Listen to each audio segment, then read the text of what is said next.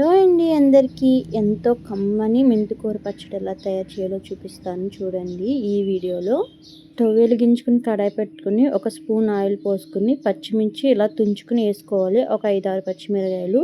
ఇప్పుడు ఒక స్పూన్ ధనియాలు వేసుకోవాలి. ఒక స్పూన్ జీలకర్ర వేసుకుని ఇప్పుడు కలుపుకుంటూ వేపుకోవాలి. ఇలా వేగాక ఒక 4 ఎండుమిరపకాయలు వేసుకుని ఎండుమిరపకాయలు కూడా వేపుకుందాము. ఎండుమిరకాయలు కూడా వేగాక 2 స్పూన్లు నువ్వులు కూడా వేసుకుని వేపుకుందాము. వేగిపోయినాయండి, పక్క తీసి పెట్టుకుందాము. అదే ఆయిల్లో 3 టమాటాలు చిన్న చిన్న ముక్కలు కింద కోసుకుని అవి కూడా వేసుకుని మగ్గించుకుందాం ఆయిల్లో. ఇలా మగ్గాక టేస్ట్ కోసం కొంచెం కొత్తిమీర కూడా వేసుకుని 2 నిమిషాలు ఫ్రై చేసుకుందాము. ఇలా ఫ్రై అయ్యాక కొంచెం నిమ్మకాయ అంత చింతపండు కూడా వేసుకుని మగ్గించుకుందాము. మగ్గిపోనియండి, ఒక ప్లేట్లో తీసుకుని చల్లారి పెట్టుకుందాము.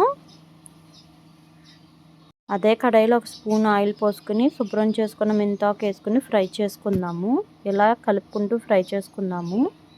మెంతాకు అయితే నేను గార్డెన్లో పండించుకున్న ఆకేనండి. పొద్దున్న హార్వెస్ట్ వీడియో పెట్టా కదండి, అదండి. ఇప్పుడు ఒక స్పూన్ పసుపు కూడా వేసుకుని వేపుకుందాము పచ్చివాసన పోయేదాకా. చాలామంది వీడియోస్ చూస్తున్నారండి, ఎవరో సబ్స్క్రైబ్ చేసుకోవట్లేదు. సబ్స్క్రైబ్ చేసుకోండి. మెంతాకైతే ఫ్రై అయిపోయిందండి. ఇప్పుడు మిక్సీ పట్టుకుందాం చల్లారి పెట్టుకుని. ఒక స్పూన్ సాల్ట్, ఒక 5 ఎల్లుల్లిపాయలు వేసుకుని మిక్సీ అయితే పట్టుకుందాం.